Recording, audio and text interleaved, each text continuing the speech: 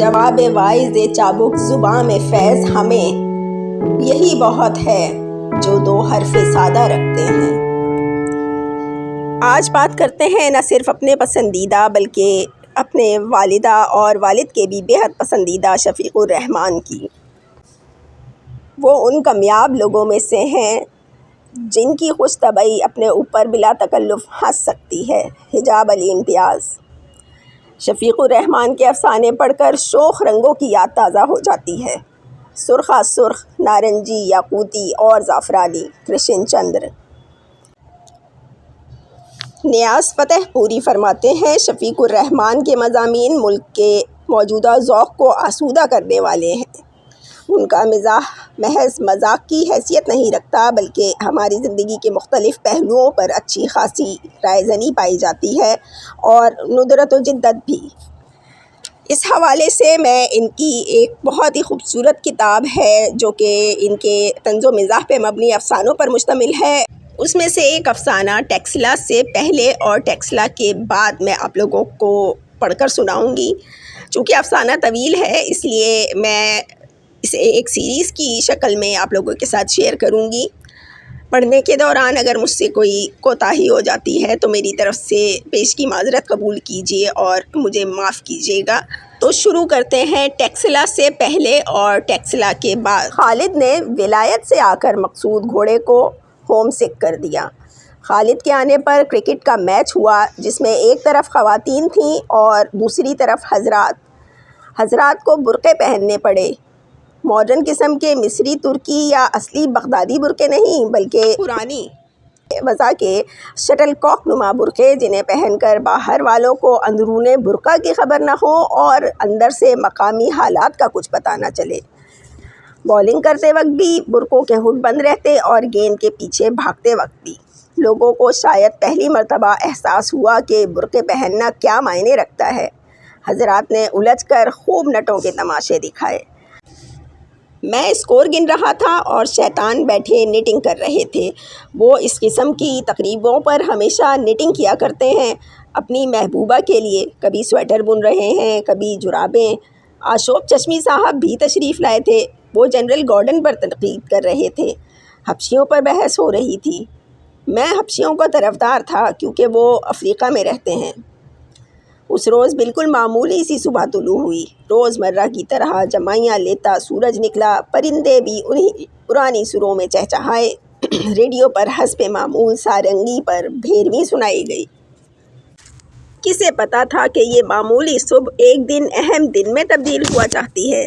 خالد 2 سال کے بعد لوٹے تھے۔ اب وہ پرانے خالد نہیں تھے جو ہر وقت لائف کا رونا رویا کرتے کہ فلاں کی لائف بن گئی یا فلاں نے فلاں کی لائف تباہ کر دی۔ اب وہ مجسم آئنسٹائن کی تھیوری تھے۔ خالد کا شیطان سے تعارف کرایا گیا۔ خالد خاص غیر ملکی لہجے میں بولے، میں آپ کے لیے کیا کر سکتا ہوں؟ پہلے آپ اپنے لیے کچھ کیجئے۔ شیطان نے صابن کی جھاگ کی طرف اشارہ کیا جو خالد کے چہرے پہ لگا ہوا تھا۔ دونوں دور دور جا بیٹھے۔ بیٹی اب آپ ہی جاؤ، اتنی دیر کر دی، چشمی صاحب کار کی طرف دیکھ کر چلائے۔ اتنی دیر سے تو کہہ رہی ہوں کہ بس 1 منٹ میں آئی۔ ہم سب مڑ کر دیکھنے لگے۔ دروازہ کھلا اور کوئی چیز بلہ ہاتھ میں لیے نکلی جو چند لمحوں کے لیے لڑکی سی معلوم ہوئی۔ معلوم ہوا کہ یہ چشمی صاحب کی دختر نیک اختر ہیں۔ ان کا نام انجم ہے اور محبوبہ شیطان ہے۔ شیطان کی زندگی میں پہلے 2 انجم آ چکی تھیں جنہیں تمیز کرنے کے لیے انجم خرد اور انجم کلاں کہا جاتا تھا، اور یہ تیسری انجم، یہ انجم خرد برد ہے۔ بولے، میں نے انہیں بتایا کہ اب تو شاید ہی آس پاس کے علاقے میں کوئی انجم باقی رہی ہو۔ کتنا اچھا ہو کہ اگر اس قسم کا اشتہار دے دیا جائے۔ کیا آپ انجم ہیں؟ اگر ہیں تو مزید وقت ضائع مت کیجیے، فوراً مندرجہ ذیل پتے پر خط و کتابت کیجیے جو صیغہ راز میں رکھی جائے گی۔ چشمی صاحب کے عزیزوں سے تعارف ہوا۔ یہ کلیم الدین عرف کالو ہیں، آداب عرض، اور یہ بہاؤالدین عرف بھورو ہیں۔ اور آپ کی تعریف؟ ایک صاحب نے ان کے متعلق پوچھا جو کالو اور بھورو صاحب کے ساتھ کھڑے تھے۔ انہیں ڈبو سمجھ لیجئے، شیطان نے جواب دیا۔ 4 بالکل ایک قسم کے حضرات سے مل کر شیطان نے کہا، مجھے آپ چاروں سے مل کر بہت خوشیاں ہوئیں۔ میں نے انجم کے متعلق پوچھا اور عاشق ہونے کی وجہ تسمیہ دریافت کی۔ وہ بولے، میں انجم پر ہرگز عاشق نہ ہوتا اگر وہ رضیہ سے اس قدر مشابہت نہ رکھتی۔ میں نے انہیں بتایا کہ رضیہ اور انجم میں صرف اس قدر مشابہت ہے کہ دونوں کی 2 آنکھیں ہیں، ایک ناک اور 2 کان ہیں، بس۔ اب مردوں کی باری تھی۔ خواتین فیل کرنے نکلیں۔ تالیوں کے شور میں 2 حضرات برقعے پہن کر نکلے۔ تھوڑی دور گئے ہوں گے کہ بھٹک گئے۔ ایک کا رخ شمال مشرق کی طرف ہو گیا اور دوسرے کا شمال مغرب کی طرف۔ خواتین نے ان کی مدد کی اور انگلی پکڑ کر انہیں وکٹوں کے سامنے لایا گیا۔ پہلی گیند پر ایک صاحب نے برقعے کے اندر حیرت انگیز ہٹ لگائی۔ دوسری گیند پر گیند، بلہ، برقعہ سب آپس میں الجھ گئے۔ تیسری پر انہوں نے زور سے بلہ اپنے گھٹنے پر دے مارا اور بجائے سامنے بھاگنے کے وکٹ کیپر کی طرف چل دیے۔ آواز دے کر انہیں واپس بلایا گیا۔ ایک صاحب نے خواہ مخواہ الجھنا شروع کر دیا۔ معلوم ہوا کہ برقعے میں بھیڑ داخل ہو گئی ہے۔ برقعہ اتار کر بھیڑ کو باہر نکالا۔ انجم کو گھورتے رہنے کے باوجود مقصود گھوڑا اچھا کھیلا۔ پھر موٹر سائیکل کی آواز سنائی دی۔ مقصود گھوڑا بھاگتا بھاگتا رک گیا اور سڑک کی طرف دیکھنے لگا۔ موٹر سائیکل کے چلے جانے کے بعد اسے پتہ چلا کہ وہ رن آؤٹ ہو چکا ہے۔ انجم نہ جانے کس بات پر کس سے خفا ہو رہی تھی۔ خالد نے آگے بڑھ کر معافی مانگی۔ معافی کس بات کی؟ پتہ نہیں، لیکن چونکہ میں مرد ہوں اس لیے قصور لازمی طور پر میرا ہی ہوگا۔ انجم شرمانے لگیں۔ دراصل ان کا ہاتھ چھل گیا تھا اور ڈاک کے ٹکٹ جتنے زنانہ رومال سے مالش کر رہی تھیں۔ شیطان بولے، اس پر تھوڑی سی اسپرٹ لگا لو۔ پھر انجم کے چہرے کو غور سے دیکھ کر بولے، اس پر تھوڑی سی اسپرٹ بے شک مت لگاؤ۔ میں نے شیطان سے خالد کے متعلق رائے پوچھی۔ انہوں نے بتایا یہ شخص اتنا چست ہے کہ ہاتھ میں کیمرہ لے کر خود اپنی تصویر اتار سکتا ہے۔ اور یہ لڑکی؟ شیطان نے بے صبری سے پوچھا۔ اس کے سامنے ایک شاندار ماضی ہے، میں نے بتایا۔ اور چشمی صاحب، وہ بزرگ نما شخص؟ بعد میں خالد سے پوچھا گیا۔ وہ شخص؟ خالد نے ہونٹ چبا کر کہا۔ ایسا ہے کہ اگر پنیر سے اس کا واسطہ پڑ جائے تو پنیر ہار مان لے اور دوبارہ دہی بن جائے۔ اگلی صبح اخباروں میں چھپ گیا کہ خواتین نے حضرات کو تقریباً 150 رن سے شکست فاش دی۔ چشمی خاندان 300 سال پرانا تھا۔ اس کا ثبوت خاندان کے افراد کے چہروں سے بھی ملتا تھا۔ لوگ قیاس آرائیاں کرتے کہ بھلا وہ وہاں سے یہاں کیوں آئے۔ میرا خیال تھا کہ ایسے لوگ کسی ملک میں زیادہ دیر نہیں قیام کر سکتے، مقامی باشندے تنگ آ جاتے ہیں۔ وہ چشمی کیوں کہلاتے تھے، یہ ایک راز تھا۔ خاندان کے سارے افراد کی تعداد 2-2.5 درجن کے لگ بھگ تھی۔ لوگوں کی رائے تھی کہ وہ درجن بھر ہی کافی ہوتے۔ خاندان کے موجودہ سرکردہ ایک جہاں دیدہ بزرگ تھے اور ان بزرگ کی سرکردہ چند جہاں دیدہ خواتین تھیں۔ یوں دیکھنے میں وہ سب بڑے شرمیلے تھے، لیکن آپس میں ہرگز شرمیلے نہیں تھے۔ اس کا ثبوت ان متعدد شادیوں سے ملتا تھا جو چشمی خاندان میں ہوتی رہتی۔ چشمی حضرات شروع میں بڑے خلیق اور مہمان نواز ہوتے، لیکن بہت جلد سیکھ جاتے۔ چشمی بچے بہت خوبصورت ہوتے، لیکن پھر بڑے ہو جاتے۔ وہ بچے جنہیں آزادانہ تعلیم دی جاتی کہ خود صلاحیتیں پیدا کر سکیں، خلاف توقع نامعقول نکلتے، اور وہ بچے جنہیں ڈرا دھمکا کر پڑھایا جاتا، وہ بھی خلاف توقع نامعقول نکلتے۔ چنانچہ سارے چشمی بچے احمق تھے۔ بڑے چشمی اور بھی زیادہ احمق تھے کیونکہ ان کا وزن زیادہ تھا۔ ایسے چشمیوں میں کچھ اتنی زیادہ برائیاں بھی نہ تھیں۔ مصیبت یہ تھی کہ ان کی خوبیاں نہایت بیہودہ تھیں۔ شیطان کی عادت ہے کہ کسی نئی جگہ پہنچتے ہی ادھر ادھر دیکھتے ہیں اور سب سے عجیب و غریب کنبہ چن کر اس کے ساتھ ضرورت سے زیادہ سوشل ہو جاتے ہیں۔ جب یہ خبر مشہور ہوئی کہ وہ انجم چشمی عرف نور چشمی پر عاشق ہونے کی کوشش کر رہے ہیں تو سارے دوست حیران ہوئے سوائے میرے۔ میں شیطان کی کسی بات پر حیران نہیں ہوتا۔ اس خاندان میں سب سے نمایاں شخصیت آشوب صاحب کی تھی۔ یوں تو وہ شاعر بھی تھے، لیکن ان کی سب سے بڑی خصوصیت ان کی باتیں تھیں، متواتر انتھک باتیں۔ مجموعی طور پر ان کی آواز بری نہیں تھی، بس وہ اسے ضرورت سے زیادہ استعمال کرنے کے عادی تھے۔ یہ استعمال فضول خرچی کی حد تک پہنچ چکا تھا۔ جب کبھی ان کے ہاں فون کیا جاتا تو آشوب صاحب کی آواز بیک گراؤنڈ میں ضرور سنائی دیتی۔ ان کے کمرے میں چھوٹی چھوٹی مونچھوں والے کئی حضرات ہر وقت بیٹھے رہتے۔ یہ حضرات آشوب صاحب کی طرح بیکار تھے۔ ان کا گزارا بھی مکانوں اور دکانوں کے کرائے پر تھا۔ ان میں سے اکثر لوگ ایسے تھے جو کسی نہ کسی غرض سے آتے، قرض مانگنے، اپنی مصیبتیں سنانے یا چشمی لڑکیوں کے رشتے کی درخواست کرنے۔ لیکن ہر ایک کو چشمی صاحب کی باتیں سننا پڑتیں۔ چنانچہ صبح و شام، دن رات، گرمی سردی، ملاقاتیوں اور باتوں کا تانتا بدھا رہتا۔ افواہ تھی کہ اگر وہ باتیں نہ کریں تو انہیں مالی خولیہ ہو جاتا ہے۔ حقیقت یہ تھی کہ مالی خولیہ کو وہ ہو جاتے تھے۔ ایک مرتبہ وہ تبدیلی گفتگو کی غرض سے پہاڑ پر گئے۔ وہاں خواتین زیادہ تھیں، لہٰذا باتیں سننے والا کوئی نہ مل سکا۔ آشوب صاحب کو نروس بریک ڈاؤن ہو گیا۔ وہ طرح طرح کی مفید باتیں سناتے، مختلف شہروں کے زیادہ سے زیادہ اور کم سے کم ٹیمپریچر بتاتے، یہ بتاتے کہ سلفانومائڈ دوائیاں مغلوں کے زمانے میں بھی استعمال ہوتی تھیں، لیکن بے خبری کے عالم میں۔ ایکس رے اور ریڈیم اشوک کے وقتوں میں دریافت ہو چکے تھے، لیکن باقاعدہ استعمال انگریزوں کے کہنے پر شروع ہوا ہے۔ اگر شیخ سعدی اپنی سیاحت کے دوران میں ایک چکر نیوزی لینڈ کا لگا آتے تو جناب مشرقی ایشیا کی تاریخ بلکہ جغرافیہ مختلف ہوتا۔ حقہ حضرت نوح علیہ السلام کے وقتوں کی چیز ہے۔ امرود میں وٹامن اے بی سے لے کر وائی زیڈ تک ہوتے ہیں۔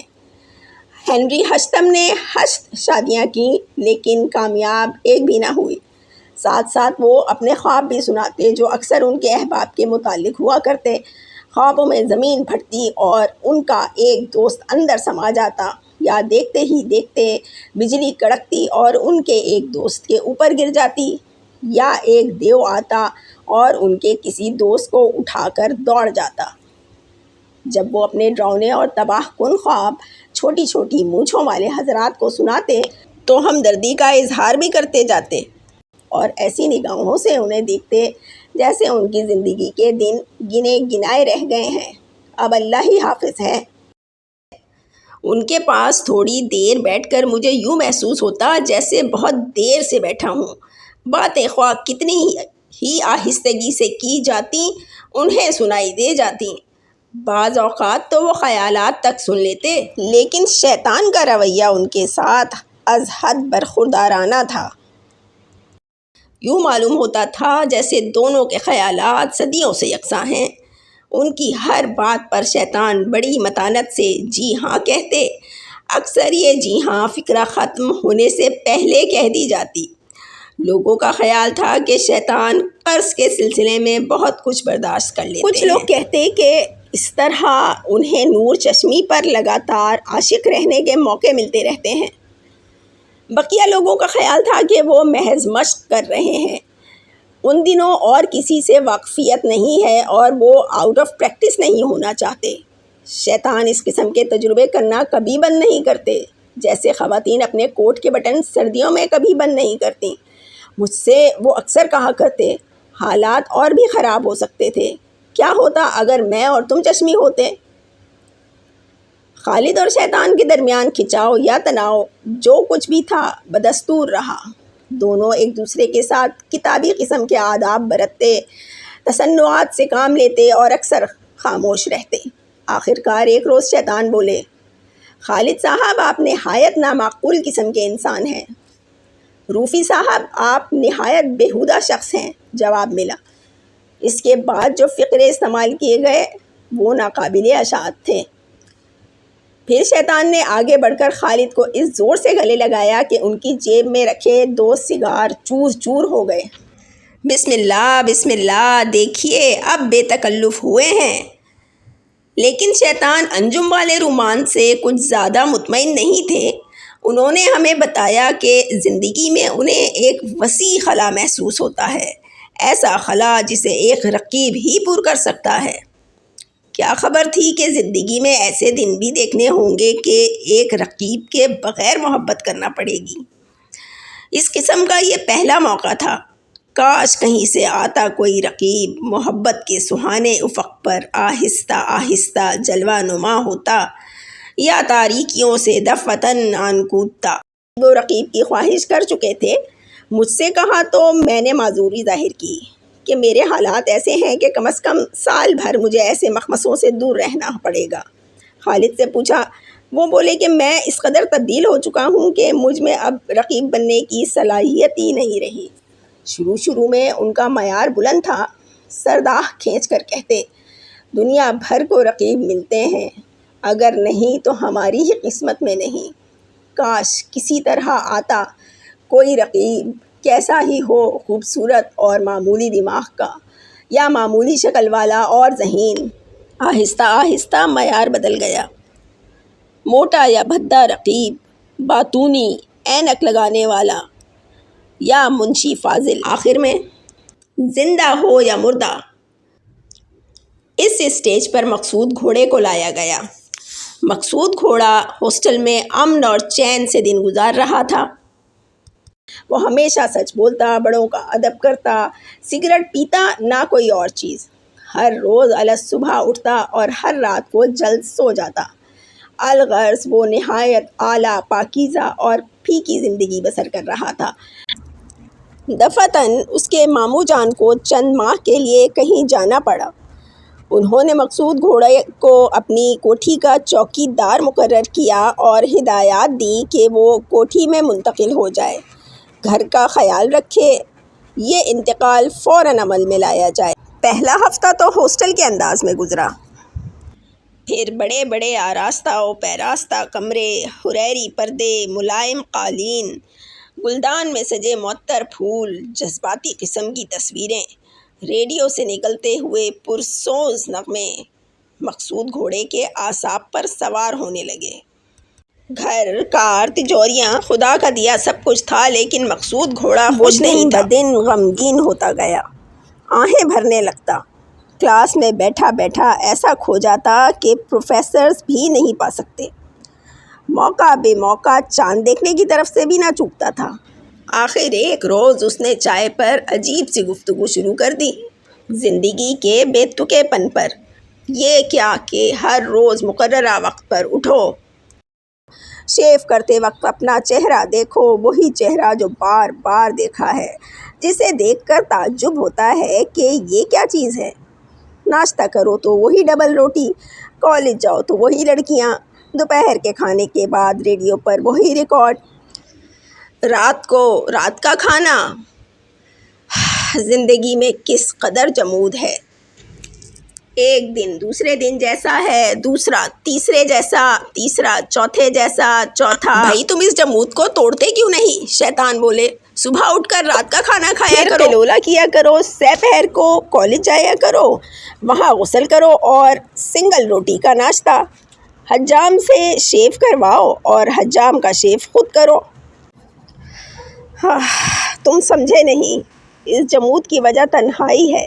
مقصود گھوڑا آسمان کی طرف دیکھ کر بولا۔ ہم سمجھ چکے تھے۔ چنانچہ اسی شام کو ایک نجومی آیا۔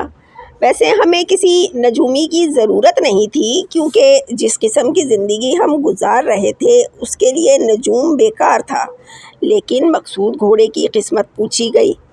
نجومی نے شیشے کے گولے کو سامنے رکھ کر ایسی زبان میں باتیں شروع کیں جیسے برما، ملایا اور چین کے سننے والوں کے لیے ریڈیو کا پروگرام ہوتا ہے۔ پھر وہ عام فقرے استعمال کرنے لگا۔ اب دھند صاف ہو رہی ہے، وہ سامنے امریکن کار جا رہی ہے، وہ دیکھیے اس کا اگلا حصہ گزر رہا ہے، اب درمیان کا حصہ گزرا اور اب آخری، لیجئے پوری کار گزر گئی۔ ہاں، ریڈیو نما کوٹھی کے سامنے آ کر رکی۔ ارے یہ کون اتر رہا ہے؟ یہ چہرے پر کیا الا بلا پہنے ہوئے ہے؟ ٹانگے کا گھوڑا معلوم ہوتا ہے۔ اوفو، یہ تو صحرا باندھے ہوئے ہے۔ اب دھند چھا رہی ہے۔ وہ جب تک دھند صاف ہوتی ہے مجھے ذرا ایک سگریٹ تو دیجیے گا۔ اور یہ کون ہے؟ ایک لڑکی آئینے کے سامنے کھڑی بھویں اکھیڑ رہی ہے۔ سامنے ایک نوجوان اپنی مونچھیں تیز کر رہا ہے، اب وہ سرمے سے بھویں بنا رہی ہے۔ ارے وہ نوجوان تو یہی ہیں۔ اس نے مقصود گھوڑے کی طرف اشارہ کیا۔ رات گئے وہی شخص شیطان سے 55 روپے مانگنے آیا۔ شیشے کا وہ گولا کریک ہو گیا تھا۔ ہمیں کسی نے بتایا کہ چشمی بیمار ہیں۔ ہم عیادت کو گئے تو دیکھا کہ وہ بے حد زندہ ہیں اور گلیڈ اسٹون کو برا بھلا کہہ رہے ہیں۔ بیگم چشمی نے حسب معمول خالد کو نہیں پہچانا۔ خالد نے حسب معمول انہیں یاد دلایا۔ وہ ایک چھوٹی سی کار میں وہ ایک روز بازار گئی تھیں جہاں انہوں نے مشین پر اپنا وزن بھی کیا تھا۔